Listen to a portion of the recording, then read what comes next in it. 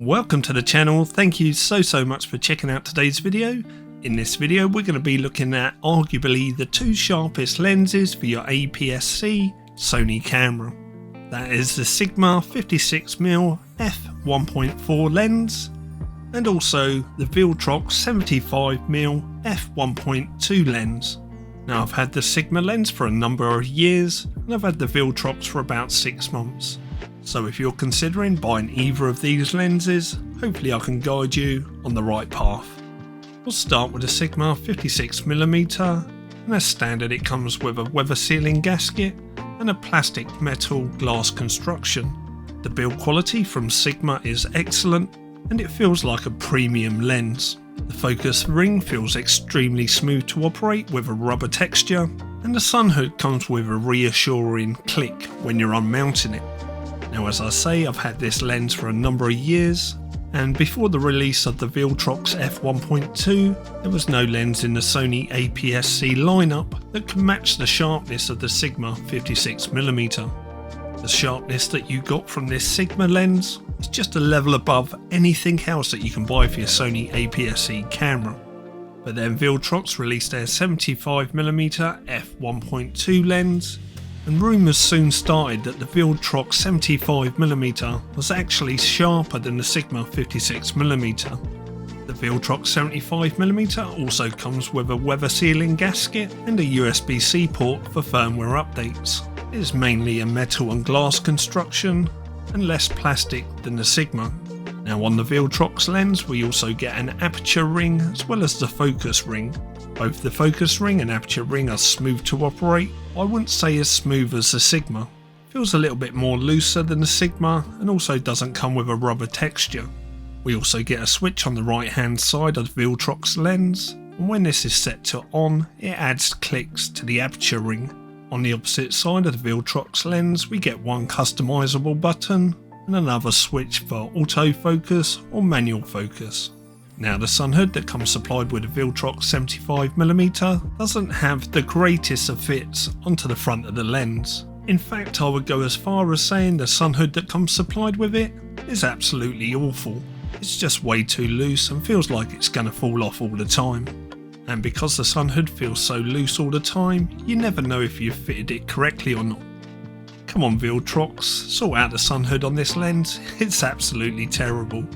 Now the prices of these two lenses is very similar. The Sigma 56mm comes in at a price of 420 UK pounds, whilst the price of the VILTROX 75mm is 450 UK pounds. But it's worth noting, because the VILTROX 75mm is the newer of the two lenses, it's a lot easier to find the Sigma on the second hand market for around 250 UK pounds. Whilst it's nearly impossible to find the VILTROX 75mm at the moment. The glass element on the front of the VILTROX lens is absolutely massive and comes with a 77mm thread for filters, whilst the Sigma is tiny in comparison with a thread size of 55mm. The length of the Sigma lens without the sun hood is 7.5cm, whilst the length of the VILTROX without its sun hood is 11.5cm. The length of the VILTROX with its sun hood on is 15.5cm, and with the sun hood on the Sigma it measures 10cm. The Sigma comes in at a weight of 280 grams, whilst the VILTROX lens comes in at over double that of the Sigma at 670 grams. Let's mount them on the front of a Sony a6700 and see how they feel on camera. The Sigma 56mm, with its more compact size, fits nicely onto the Sony a6700 very nicely and feels well balanced. The size, weight and profile of the Sigma lens complements the Sony body very nicely indeed, and you could be mistaken for thinking that this was actually a kit lens that come with this camera. Let's switch over to the VILTROX. And the first thing you'll notice about the VILTROX when you mount it onto a Sony camera is that it's a lot more bulky than the Sigma. Not that that is necessarily a bad thing, it just means that you're going to have to operate the lens and camera with two hands. The weight of the VILTROX lens on the front of the camera makes the setup feel slightly unbalanced, and if you feel conscious of other people staring at you when you're taking your photos, be aware that the VILTROX is so large that it will draw attention to yourself. The other thing that we have to take into account when comparing both of these lenses are their differences in focal length, with the Sigma only going to 56mm, where the VILTROX goes to 75mm. So whilst the Sigma is more compact, the VILTROX actually reaches further. Anyway, let's take them out and see how their images compare. Now, trying to compare two different lenses with different focal lengths is obviously a little bit tricky. So what I tried to do was take the photo with the VILTROX first, and then try to match up the image as best as I could with the Sigma 56mm. Now, we will be getting different compression rates with both of these lenses, and also a difference of depth of field, so please bear that in mind when comparing the photos. And if you're wondering about the gloves I'm wearing, yes, they are the wife's, but it's bloody freezing this morning. But anyway, let's take a look at the first photo I took and see how they stack up. So this is the VILTROX lens, and comparing this photo with the action camera footage that you just saw really gives you an idea of how much this lens punches in. But let's compare it with the Sigma 56mm, and I'm going to say it straight away, both of these lenses are absolutely fantastic. You can't go wrong with either of them. Let's put the images side by side so we can compare them and show you the settings used in camera. So we got an ISO of 400, an aperture of 7.1 and a shutter speed of 1/200th of a second, and our focus point for both of these images was right here. Now both of the photos are JPEG straight out the camera with no editing at all. Now I've spent 20 minutes on each of these images trying to find any differences between them, which one's sharper, which one has more contrast, etc. And both these lenses were so sharp there was no noticeable difference in sharpness levels, but the VILTROX lens did have a little bit more contrast, where the Sigma was a bit more neutral. Hopefully YouTube isn't compressing this video too much and you're getting to see just how sharp both of these lenses really are. Anyway, let's move on to our next location and compare two more images. Now if you're enjoying this video, please consider subscribing to my channel. It's completely free and encourages me to make more videos just like this. So here is our second image with the VILTROX 75mm, and here is a similar image taken with the Sigma 56mm. Let's stick them side by side again and compare both of them. Now our camera settings are almost identical as before, but we've just lowered the aperture to f5. Now with the VILTROX on the left and the Sigma on the right, you can probably just make out the contrast increase on the VILTROX lens.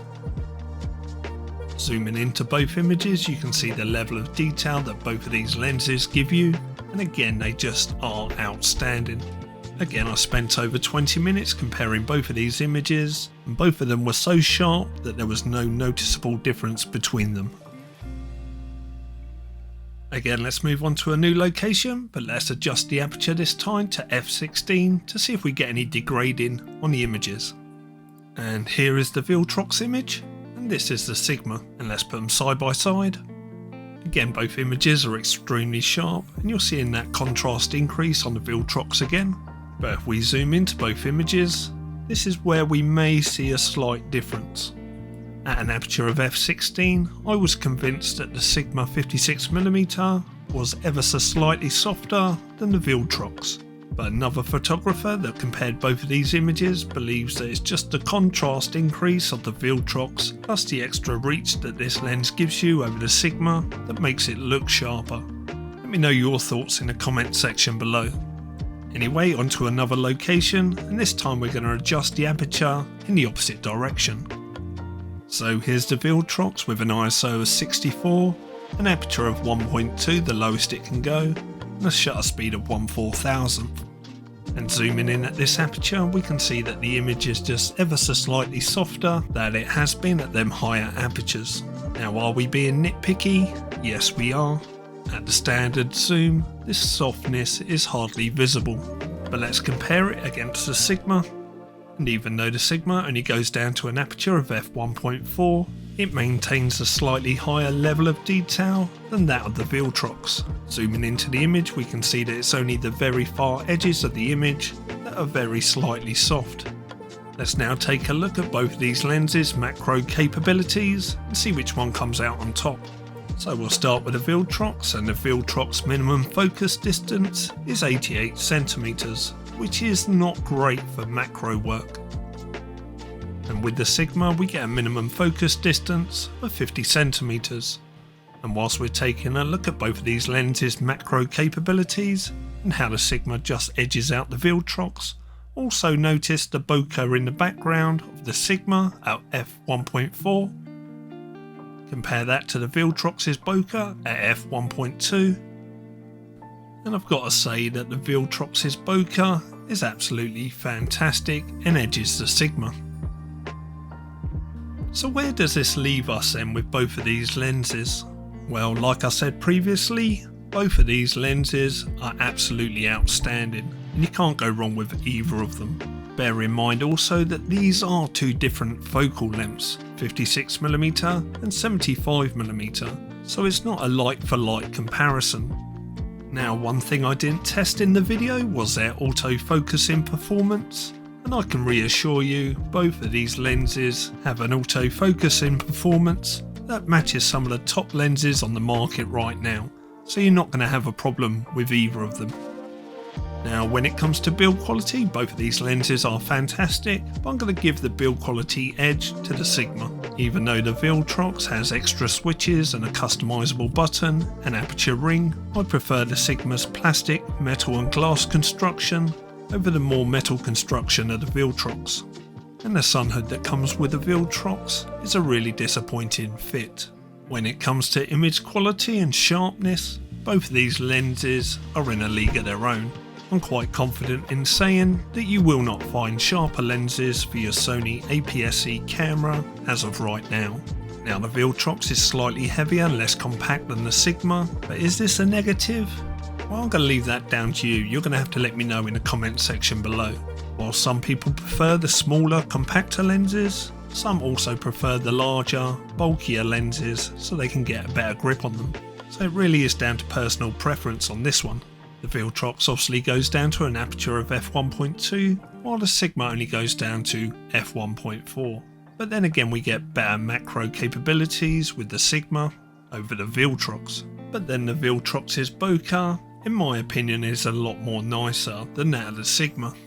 So which one do I recommend you go for?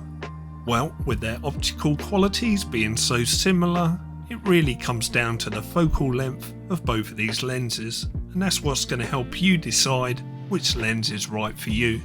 If you want a 56mm lens, go for the Sigma. If you want a 75mm lens, go with the VILTROX. I can quite happily say whatever lens you decide to go for out of these two is going to be the sharpest lens in your collection.